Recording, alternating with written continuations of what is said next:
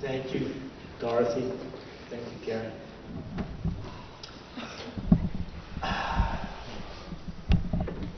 Well, one more person. No hard and fast rules. So sometimes somebody gives a talk at a DPA conference that's so good that when they come back here this year, 50 people go, I remember your talk, my guy.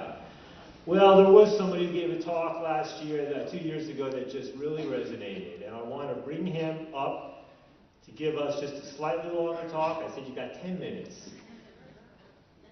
This is a guy who is one of my best friends and mentor. He's the longtime former head of the ACLU. He's the chairman of the board of the Drug Policy Alliance, and his name is Ira Glasser.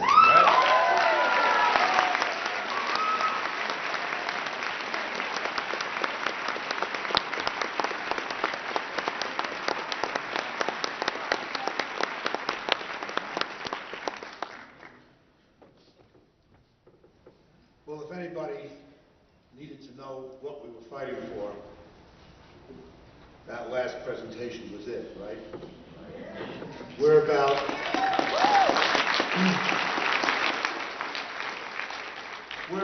freedom, yes. We're a movement for liberty, yes. We're a movement for justice, yes. But we're a movement against what you heard. We're a movement against injustice, and we're a movement against the fundamental and profound immorality of what the drug war has meant. I was saying, as I was saying 2 years ago, the moral arc of the universe is long, very long, too long, but it bends toward justice. It does bend toward justice, but it doesn't bend by itself. You got to get up on top of that arc and lean on it and push on it and sit on it and bend it. It won't bend without us. It won't bend without you. It has bent a long way, and there's a long way yet for it to bend. A long way. Paraphrasing Martin Luther King Jr. in what I think was his last speech before he was murdered in 1968, and people were asking him, well, how long is this fight for racial justice going to take? And you remember from 2 years ago what I told you he said. He said, how long? Not long, because no injustice can last forever. How long? Not long, because no injustice can last forever. So I was coming out here on the plane Wednesday, and somebody came up to me, he said the first of many, and sort of stunned me by recalling that speech from 2 years ago, and remembered particularly that how long, not long refrain, and said to me, well, I guess it wasn't long. Now, you know, Colorado and Washington, and we've won. Well, no, we haven't won. Not only because that's only 2 states out of 50, but because it's only one issue out of many. And we haven't won because we haven't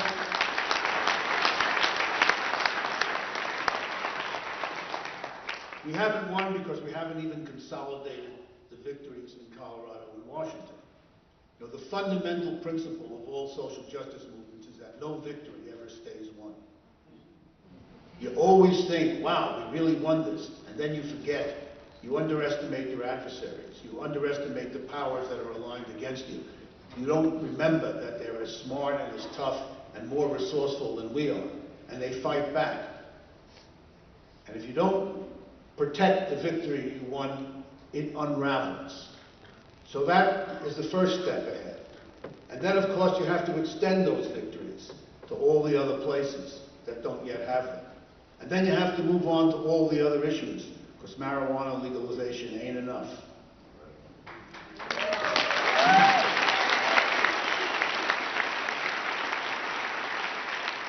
So the message at this moment in time is not how long, not long. The message this moment in time is something that Winston Churchill, of all people, said. At an early point in World War II, when Britain finally won its first significant battle against the Nazi German war machine, which had seemed unstoppable, and everybody was just thrilled and excited, and also felt, as we may have felt about what happened in Colorado and Washington, wow, we won. And Churchill got on the radio and said, there's every reason to be encouraged by this, but this is not a reason to celebrate. We haven't won. He says, this is not the end of our struggle. This is not even the beginning of the end. But it is, perhaps, the end of the beginning. And that's where we are. We're maybe at the end of the beginning. And while we have every reason to be encouraged by our victories, it is way premature to celebrate.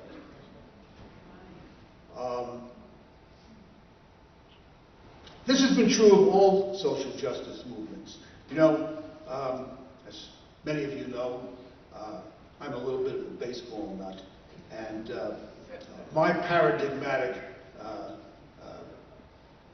experience of racial justice was being 9 years old when Jackie Robinson became the first black ball player with the sainted Brooklyn Dodgers in 1947. Yeah. I say for all you people in Los Angeles, the sainted Brooklyn Dodgers. Yeah. And on April 15th, 1947, when Jackie Robinson stepped onto the field in Evans Field, that wasn't the end of the struggle. That wasn't the end of the fight for racial justice in baseball. That wasn't the beginning of the end either. But it was probably the end of the beginning. And there was a lot of struggle that followed it. 7 years later, on May 17th, 1954, the United States Supreme Court ruled that separating school children on the basis of skin color was unconstitutional. It's an incredible, pivotal, transformational victory. But it wasn't the end of the struggle for racial justice. Nearly 6 decades later, that ain't over yet. And it won't be over anytime soon. And it wasn't the beginning of the end, but it was again one of those victories that one could say it was the end of the beginning. A little over a year later, in December of 1955, a woman named Rosa Parks sat down on a bus in Montgomery, Alabama, on a seat that was reserved for whites, and was taken off by force. And a then unknown Baptist minister named Martin Luther King Jr. stood up and organized a Montgomery bus boycott in her behalf. And it ended after a long time with the Montgomery bus rules that separated people out by race and relegated blacks to the back of the bus. It changed those rules. It was a fantastic victory, a spark, an ignition to the civil rights movement that followed. But it wasn't the end of the struggle, was it? No, it wasn't. And it wasn't the beginning of the end, but it was an end to the beginning. And in 1972, when the Supreme Court of the United States finally decided that the 14th Amendment promise of equal protection of the laws applied to women too, and applied to sex discrimination, that was a great transformational moment. But it was hardly the end of that struggle, which isn't over yet. It was hardly even the beginning of the end, but it was perhaps the end of the beginning. And so here we are, and I think we can legitimately say we are at the end of the beginning. It's been a long, hard fight for many in this room.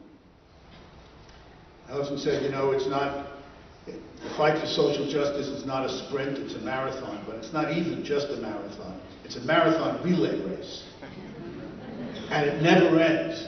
And you can't measure progress by the brevity of your own life. Because it feels like a long time when you've been doing it for 35 or 40 years. It does. But what is that?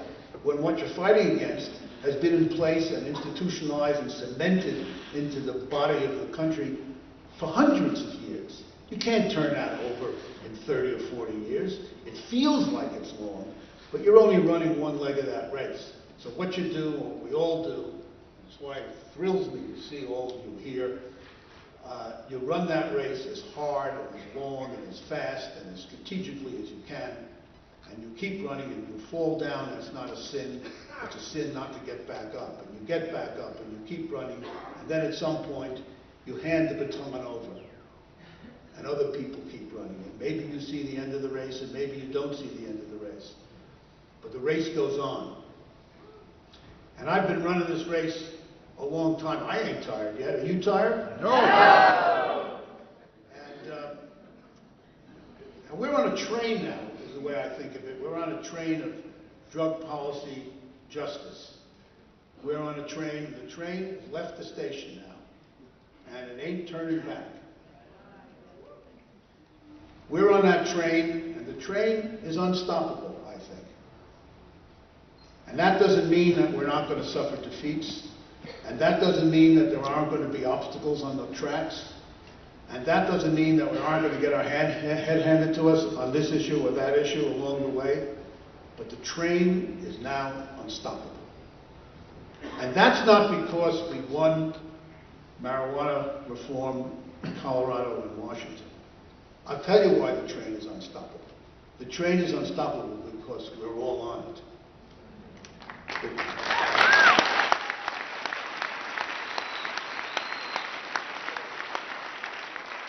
And I've been running this race long enough to know it wasn't always the case that we were all on it. Sometimes most of us weren't in the room at all. Sometimes very few of us were on it, and the train didn't work real well. It needs everybody stoking the fires and steering the train and pushing the train when it gets stuck. And now it's unstoppable because we're all on it, increasingly so. We have liberals on this train. We have conservatives on this train. Not enough, but we'll get more. Because you always have to ask a conservative what exactly it is you're trying to conserve. And we have libertarians on the train. Yes, we do. And we got formerly incarcerated people on the train. Yes, we do. FIP. And we got people who've been banned from voting because they've been convicted of nonviolent drug offenses. We've got those people on the train. We've got black people and white folks and Latinos on the train. We got a rainbow on the train. And not just individuals. Now we're getting organizations and institutions on the train. We had the NAACP on the train. So that wasn't always the case. But they're on the train now. And we have women on the train. And we better damn well have women on the train because they're among the most victimized people in this drug war, especially women of color. We have women on the train who aren't about to let the government use their pregnancy as an excuse to oppress them.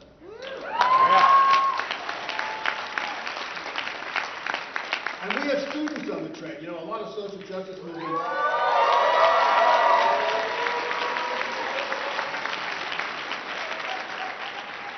And they're not quiet. And we have parents on the train.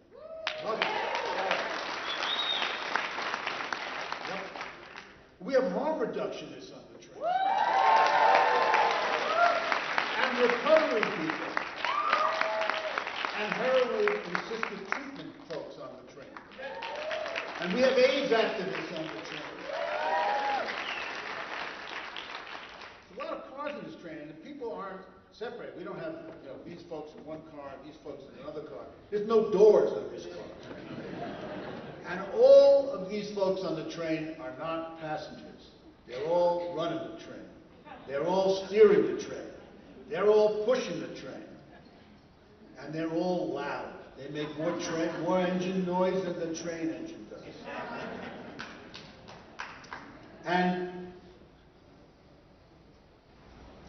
this train is unstoppable. It's going on. It's left the station. And now the question is, how long is it going to take to complete this journey? And you know what the answer is. Not long. Right. Now, you know, when I say not long, and when Martin said not long back in 1968, we weren't talking about a few days. We weren't talking about a few months. We were just talking about not just our lifetime. We were talking about not long.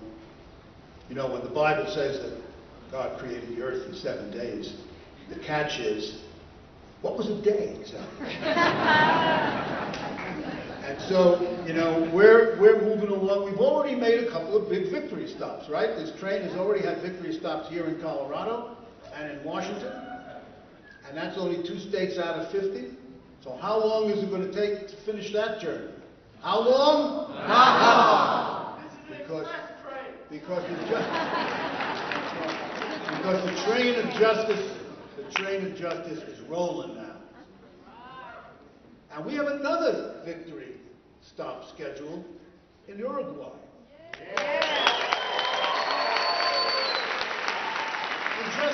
In just a couple of weeks. As Ethan said, that's 1 country out of 200, and that's only marijuana reform. So how long will it take to complete that journey? Not long. No, not long. And so I ask you, as I asked you 2 years ago, and which you have more reason to answer with more enthusiasm this time than last time, how long will it take for our train of justice to complete its journey? How long? Not long. I couldn't quite hear you. How long? Not long. The train is rolling now, right? The train is rolling now.